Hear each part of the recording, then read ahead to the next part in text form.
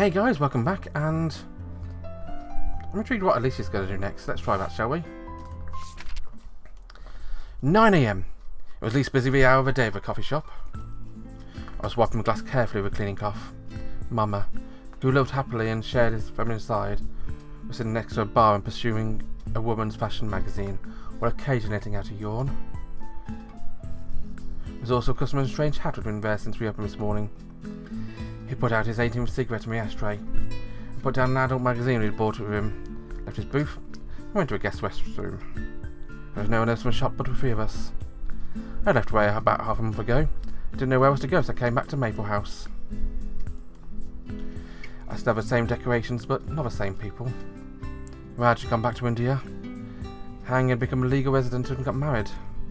On my first day back, I told Mum everything about being auctioned off and abused, but left out everything related to Ray. Mum was crying so hard, his face was wet.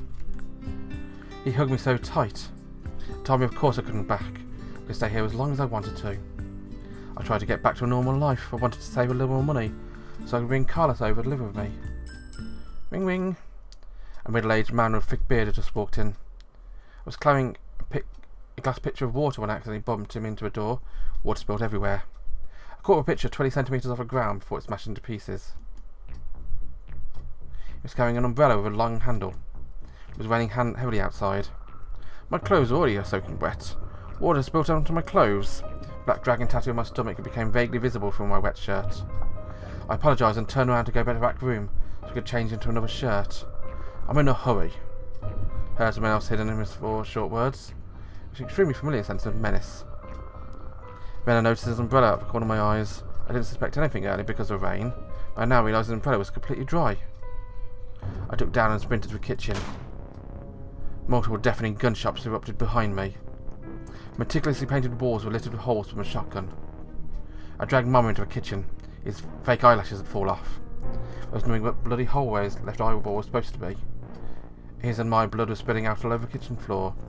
Suddenly I heard a flush coming from a restroom outside and nothing else. He was so confident he wouldn't even bother coming in to make sure we were dead. A bearded man must be coming after me. He couldn't be here for any other reason but revenge. I had made a mistake. I should not have come back. I should not have expected to lead a normal life. My mind was coming cloudily. Mama, I'm sorry. It's not my fault. It was my fault, sorry.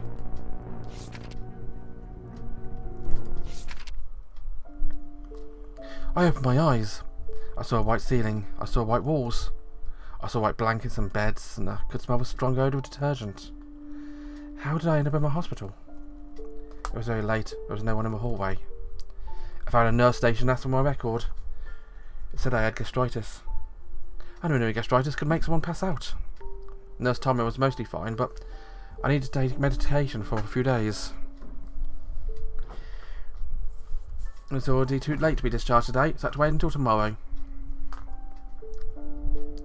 She had also mentioned it was a middle-aged man who'd brought me in. A middle-aged man? Could it be him? Probably not. There are plenty of middle-aged men out there. Since I was mostly fine, I decided to go home anyway. I couldn't stand the sight of a hospital for one moment. I had too many bad memories of being in a hospital. A young man was standing at the hospital entrance looking down to the ground. Maybe he was feeling down because a family member had been sick too. I walked towards the subway station.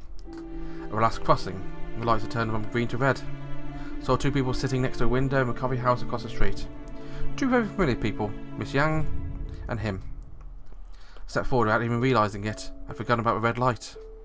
A truck charged directly at me from the side. Its headlights had blinded me. My entire body was swallowed by the light. The truck didn't stop after hitting me. I'd been left lying on the street where someone found me. My mind, however, was in another world. I had been reborn as a villainess.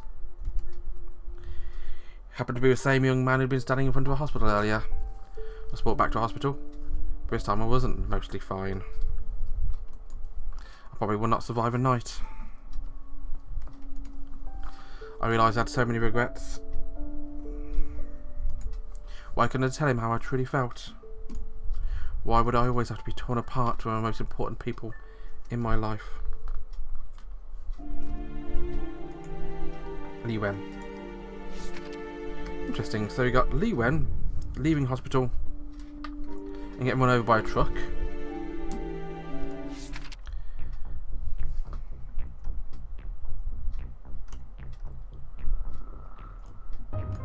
started, shall we? Let's see how it goes.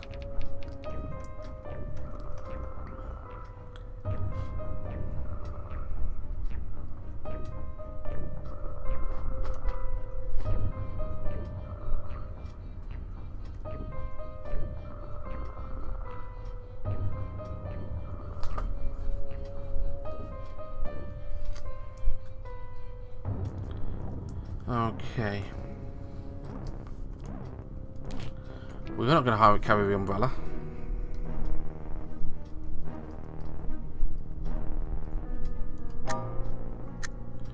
You're still going to have trouble, but you're not going to have that. Water spilled onto my clothes. Black dragon tattoo on my stomach had become vaguely visible from a wet shirt. I apologised. I came back, both a bearded man and guest with a hat left. Soon noticed I was being followed for the next few days. There's more than one tail on me, and none of them was just a random slob. It couldn't be for any other reason but revenge. I asked Mama for some time off and decided to stay out of sight for a while. At the very least, I could not bring Mama into this. Okay. Well,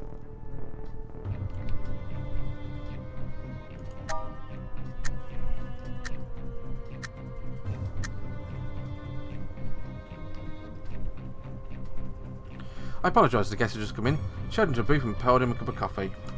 When I went back to the door and started cleaning the wet floor. Then I heard a flutter from the West Room. The guest with a hat walked out. He walked past the new guest booth and went back to his own. He took a knife cigarette out of his pack and put it into his mouth. Then I noticed a flame pop up near the end of a cigarette.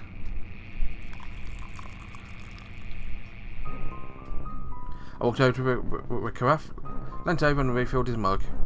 Whispered into his ear, "Excuse me, this is a non-smoking establishment." If a fellow hitman, he would understand. The guest with a hat heard my words and nodded gently and put the cigarette back into a pack. The menace that had been brewing in the air suddenly dissipated. It wasn't a regular cigarette, there were probably some elaborate mechanisms inside. I myself had never used gadgets that were too complicated. I did sometimes hear that fellow workers in my field often use some unusual murder weapons that I'd never heard of. He probably wasn't here for me. But if he insisted on messing up his shop, the dag going under my skirt would have stopped him. The bearded man put some cash on the table and left. Soon I guess the hat gathered a cigarette pack and an adult magazine and gave me a nod and left too.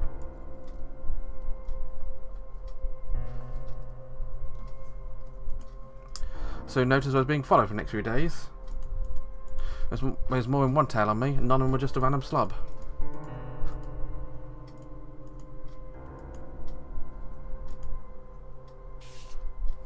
That's now rank B.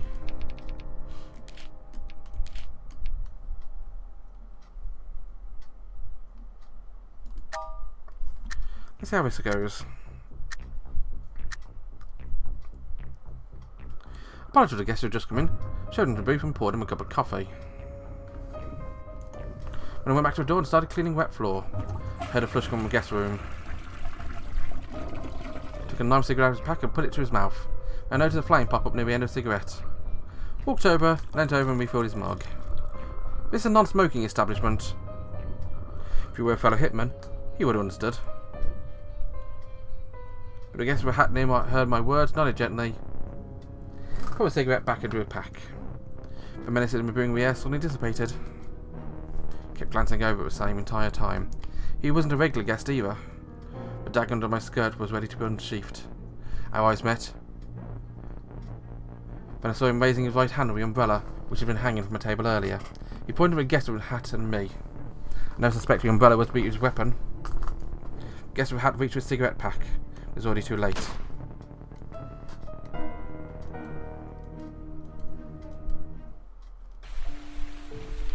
I was drenched in sweat because of the nightmares. Well, now my clothes are already wet, I decided to go home in the rain. I walked in the heavy rain. I walked towards the subway station. The last crossing, the light had just turned from green to red. I saw two people sitting next to a window in the coffee house from across the street. Two familiar people, Yang and him. I stepped forward and got run over.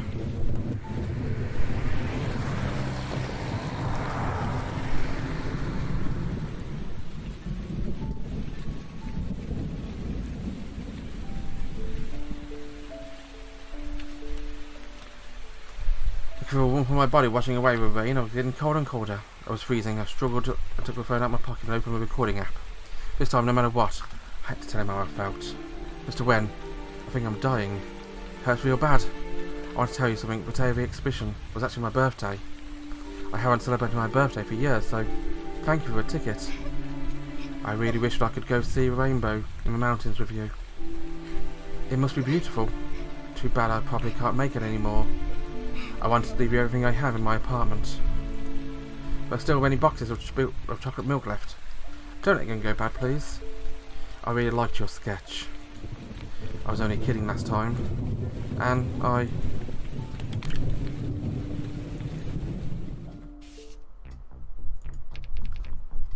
So you can't have umbrella at all. Umbrella means death.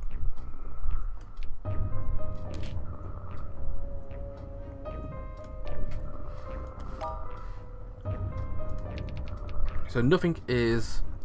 What? Umbrella means that.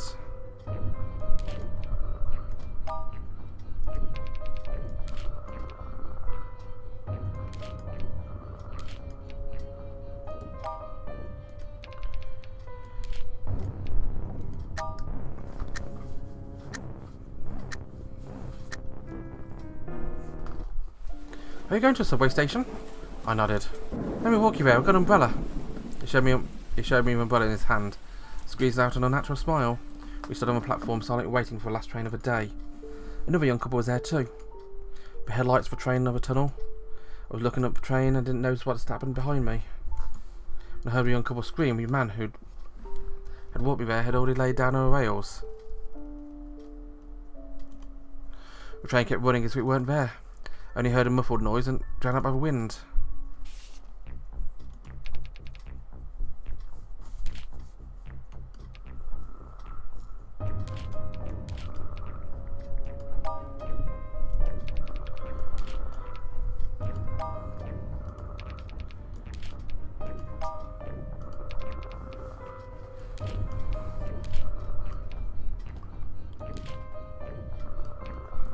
So umbrella on its own does bad.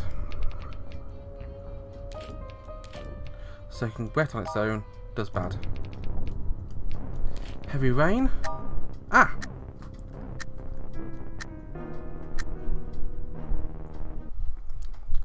I went back to a room and hid under the blanket. Even my eyes closed, the detergent smell kept reminding me where I was. Still couldn't escape the memories. In my earliest memories, my father was the only person I could picture in my mind. He was a great painter, because every painter was great. As far back as I could remember, we'd always lived in a big house. So big I could sometimes couldn't even find my father. When I was in elementary school, we had moved to an apartment. Father and I would often play near each other in the evenings by throwing pillows. When I was in middle school, we had moved to a single-room studio. Most of the space was occupied by his paintings.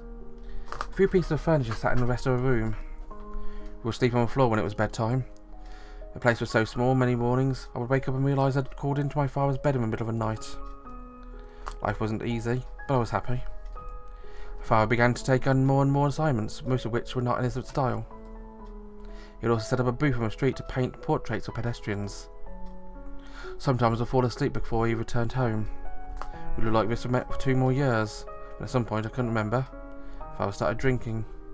He spent more and more time inside and less time smiling. He often wound up tear up his own paintings. On that day, Father woke up early in the morning and watched a tennis game while he drank. Empty beer cans were all over a table. His stomach had been doing great in the first place, but excessive drink was not helping. I had a huge fight with him. I had never been angry in my life. I'd never seen Father so mad either. Still, whatever he had said to me, had done to me, I should not have said what I had said. I hate you, Father. Those ended up being the last words I ever said to him. I came home from school that day. I found the TV on the same channel it was in the morning. A commercial was on. There were paints all over the floor, and Father was lying in the middle of them, motionless. I was standing in the corner of the emergency room when I watched him cover his face with a piece of white cloth. I said there was no need for further medical assistance. Death felt so unreal to me at the time. I was always unable to process any of it. I sat on a hospital bench in complete silence for a long time until a doctor crouched down in front of me softly and said my name. I finally cried. I cried my heart out. I love you, Father. but he couldn't hear anymore. I woke up and I couldn't tell what had been in my memories. The boundaries between nightmare and reality had been blurred in by my tears. I sat up in my hospital bed, sobbing uncontrollably. For only everything had just been a nightmare. A wrinkled blue jacket that smelled like paint was painted softly over my shoulders. He'd come in without knowing it, and he hadn't said anything, just quietly put his arms around me. We sat out like this, until the sun came out. Water had spilled on my clothes. Black dragon tattooed on my stomach became vaguely visible from my wet shirt. I was about to apologise when I noticed an umbrella in his hand. Something wasn't right. It was a sunny day outside. He was here for me. I jumped behind the bar, pulling out the gun Mum had hidden underneath. Multiple deafening gunshots erupted outside the bar. Meticulously painted walls were littered with holes made by a shotgun. Mum was hunched over his magazine. His fake eyelashes had fallen off. But doing a bloody hole where his left his eyeball was supposed to be. I stood behind the bar and aimed at a visitor. Sweat, tears, blood and my makeup were smeared all over my face. Suddenly I heard a flush from the restroom. The door opened quietly and a thin silver thread flew across the air and went through the forehead of a bearded man before my body could.